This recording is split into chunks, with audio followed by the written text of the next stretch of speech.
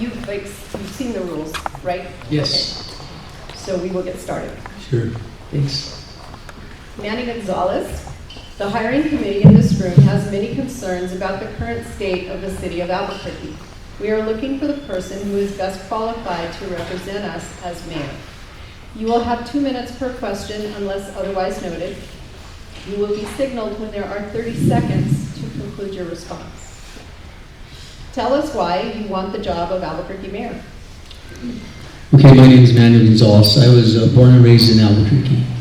I want the job of mayor because I've seen where we're at as a city right now.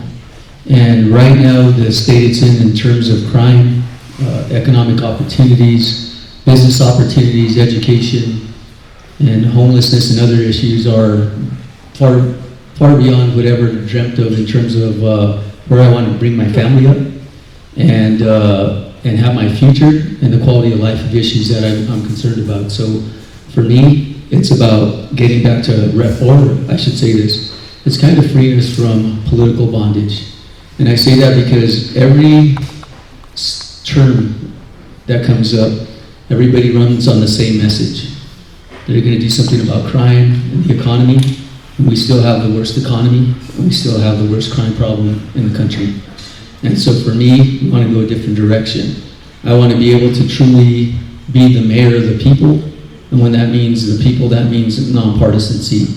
I want to select the most competent, productive, most vested people in Albuquerque, regardless of your party affiliation, to make sure that Albuquerque succeeds. I did that as a sheriff, and I believe all those things that we were successful there in doing would bode well for the citizens of Albuquerque, because you deserve much better.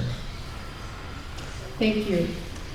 The city has invested millions of dollars into buildings and other measures to address the homeless. Yet the number of tents and other homeless camps has not only grown in the downtown area, but now extends to all parts of the city. What is your plan to reduce the homeless population in Albuquerque? To look at the policies and ensure that we don't have bird seed or fall policies that increase homelessness, and that we've increased homelessness by 30% over the last 4 years. So we need to make sure that we're not inviting homeless people here by holding them up in hotel rooms, providing them with any kind of funding, and encouraging that type of environment for the citizens of Albuquerque. What we need to do is make sure that when we're looking at solving the problem, that we have two different things that we look at, both the carrot and the stick. The carrot being the wraparound services that these homeless people need, because there's usually a couple of things that are involved in their illness. Either they're mentally ill, and or they have substance abuse, or both issues. And sometimes, well, I should say all three.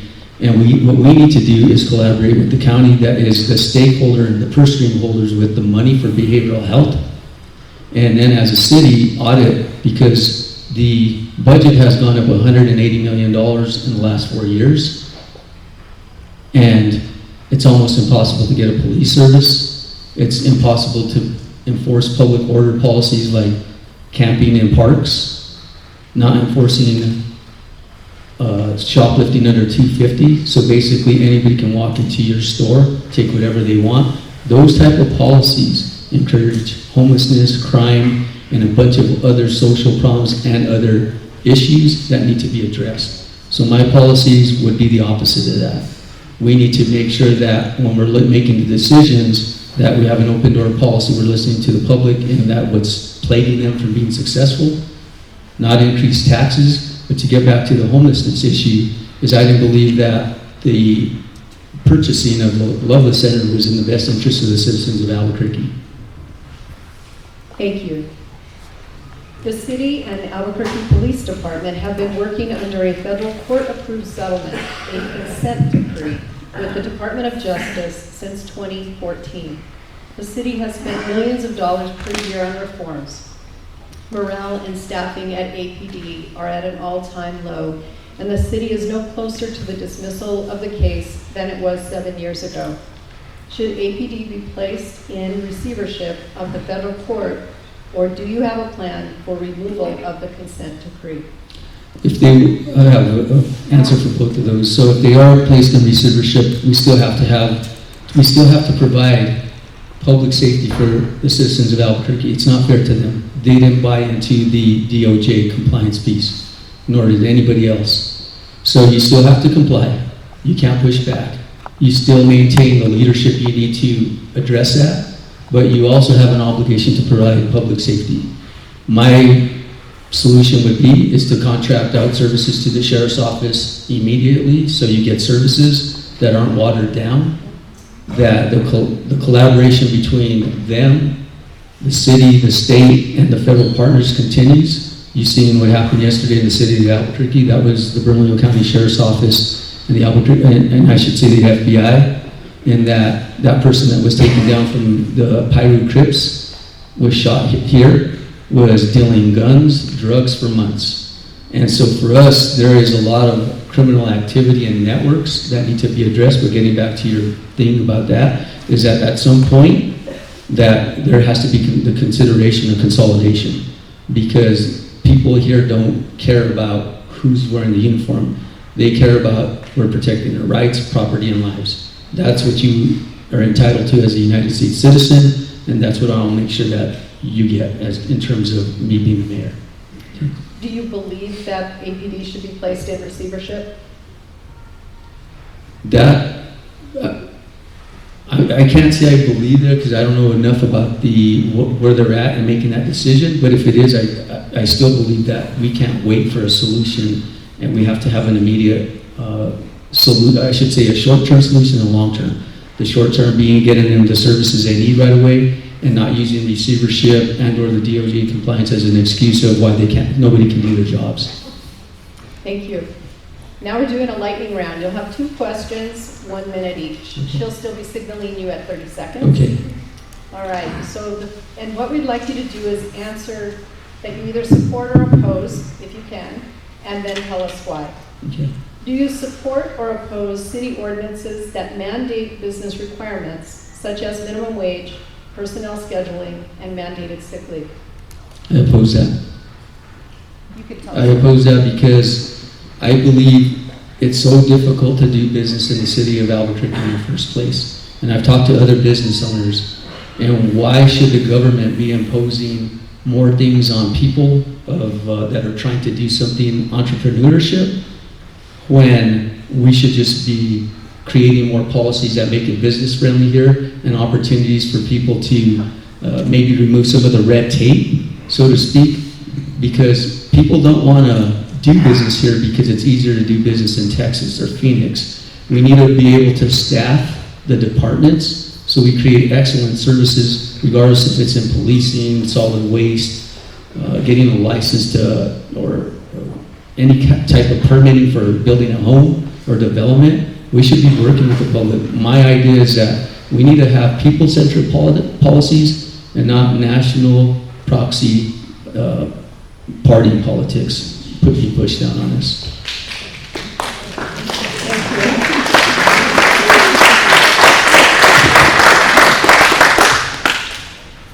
And the second question that is 1 minute, do you support or oppose sanctuary status for the city of Albuquerque, and why? I oppose it. Anything that's going to pit a United States citizen against somebody that's coming into the country is not a good policy. So to me, another thing that's not a good policy, that anything that is deemed that would be considered unconstitutional, especially as a sworn seat holder and elected official, is not a good policy. So to me, I would look and review with the legal team to figure out what's deemed constitutional, what's not, and make sure that we get back to the Constitution, because what we're really talking about is this government belongs to the people, and it's not being treated that way. So I would always do what's in the best interest of the people of Albuquerque, and that's why I would continue to look at policies that are going to be people-centric and not party-centric. Thank you. The next question, you'll have 2 minutes. The number of homicides this year is set to eclipse previous records. Property crimes, other violent crimes, speeding, racing, and crime in general have left many residents feeling unsafe. How will you make Albuquerque safer? I'll make Albuquerque safer 3 ways. Change the leadership of the Albuquerque Police Department, depoliticize the Albuquerque Police Department, because if you look at other cities that have the similar problems, all those departments are over-politicized. So really it's the job of the chief, and or in my case the sheriff, is to make sure that I deal with the politics, and their job in government is to remain neutral, so that when they're doing their services for you, that they're making sure that all your rights are being protected. Okay, so we get back to that. The third thing that needs to be changed is the culture. But unless you change the leadership and the policies, those other things won't happen. So that would be my strategy. Thank you. For this question, you'll have 3 minutes. Your campaign attorney admitted in a filing to the City of Albuquerque's Board of Ethics and Campaign Practices that some of the qualifying contribution receipts identified in an ethics complaint were signed by someone other than the voter. Please tell us how this happened and how voters can trust this type of activity won't be a part of your administration if elected mayor. To give you the best example, it's the same thing I do as a sheriff. Sometimes I have employees that I'm not aware of what they're doing. We did hire a campaign team, and somebody was acting independently. I never condoned that behavior, and I only learned about that behavior through the complaint. Once we found that, before we found that out, we were already in the process of getting rid of that member, because through information I was receiving, that person was literally undermining my campaign to some degree, and so we weren't going to keep that person on board. Unfortunately, that person made some bad mistakes, and people make mistakes, and now our campaign has to answer for it, and we will. And I believe at the end of it, through any kind of fair hearing, that we'll be vindicated and we'll keep on moving forward. And at the end of this campaign, we'll prevail and we'll win. And that's the way I'll run the mayor's office, is that we'll do it through making good decisions. And when somebody makes a mistake, if it's so egregious, you got to hold them accountable. So it's no different than I've done in the sheriff's department. I support my deputies, but not to a fault. And I would not support somebody in my campaign either to a fault. So I'll continue to be ethical, I'll continue to be transparent and accountable, and I'll continue to do the right thing on your behalf. Thank you. The next 2 questions will be 2 minutes each. Economic development and quality jobs are a top concern. Please tell the hiring committee if you favor private-public partnership or taxpayer-funded government programs to spur economic development, and why. I support public-private partnerships. One of the things that we had the opportunity to do is be part of the MQ discussions over here at the base. We wanted to do that to decentralize our resources. We've seen the value of integrating law enforcement services with a business community, but also offer our service to a part of this I'm going to say this community that was in high crime. So for me, that's one of the issues that would definitely change in my administration, is that we have to look at public-private partnerships in terms of helping solve the crime issue too. In law enforcement right now, with the facilities the way they are, they're very centralized. It's really a 20th century look at law enforcement. We need to start talking about building our facilities in other major developments, whether it be in Mesa del Sol and the far west side of town where Amazon's gone up, in order to provide services and them not just be centralized, whether they be downtown, because then at any given time we have 300 or 400 people, and that was one of my proposals. And we were trying to do something in the far northeast heights in terms of the same idea, to get people services. But when politics get involved, sometimes those things don't happen. So that's why I want to be the policy maker, to make those things happen. Thank you. Last question, and it's the hardest. Please tell the hiring committee why you believe you are the best candidate to represent the people of Albuquerque as mayor. Okay. I believe I'm the best candidate because I was born and raised here, and I came from a blue-collar family. I was a United States Marine. I believe in God, country, and community, and my family. I love my wife and my children.